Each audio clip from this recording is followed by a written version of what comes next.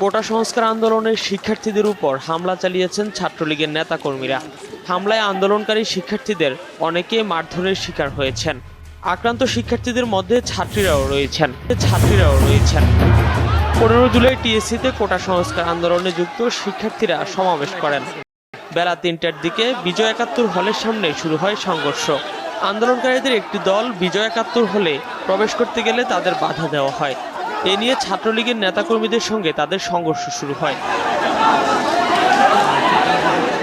আন্দোলনকারী শিক্ষার্থী ও ছাত্রলীগের নেতাকর্মীরা দুই পাশে অবস্থান নিয়ে কিছুক্ষণ পাল্টাপাল্টি ধাওয়া ও ইটপাটকেল নিক্ষেপ চালিয়ে যান। অনেক শিক্ষার্থী ছাত্রলীগের নেতাকর্মীদের লাঠির আঘাতে আহত হয়েছেন।